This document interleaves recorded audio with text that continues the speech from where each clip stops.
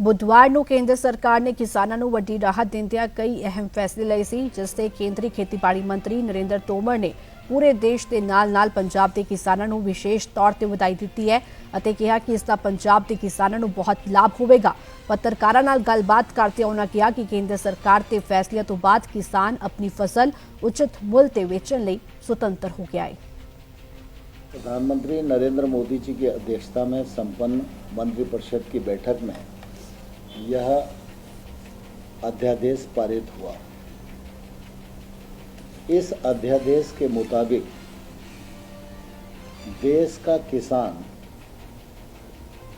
मंडी area के बाहर किसी भी स्थान पर अपने उत्पादन को उचित मूल्य पर बेचने के लिए स्वतंत्र होगा।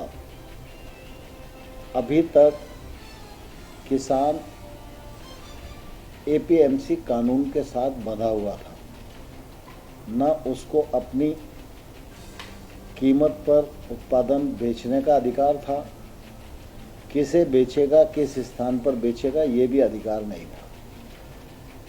इस ट्रेड ऑर्डिनेंस के माध्यम से हमने किसानों के उत्पाद के विक्रय का दायरा बढ़ाया है, खरीदारों की संख्या बढ़ाई है। इससे किसानों को अपना उत्पाद उचित मूल्य पर मनचाही कीमत पर बेचने का अधिकार होगा। खरीदार ज़्यादा होंगे तो प्रतिस्पर्धा होगी और वो अपने उत्पाद का मोल भाव कर सकेगा। इससे किसानों की माली हालत सुधरेगी।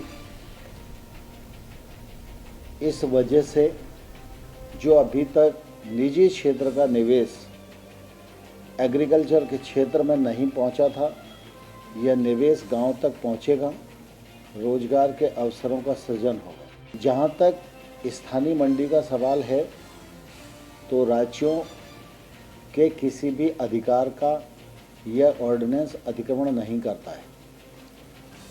मंडी का कानून राज्य का है, वो रहेगा। मंडियां राज्य में रहेंगी, उनको मंडियों को संचालित करने का, टैक्स कलेक्ट करने का अधिकार है।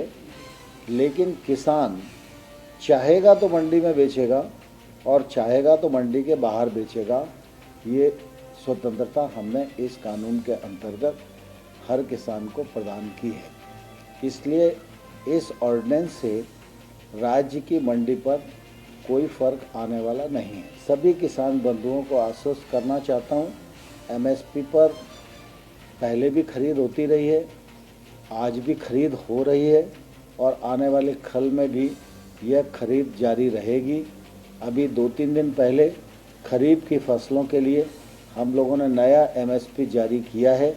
जब फसल आएगी तो निश्चित रूप से हमारी नेफेड और एफसीआई जो एजेंसियां हैं, वो खरीद के काम को करेंगी।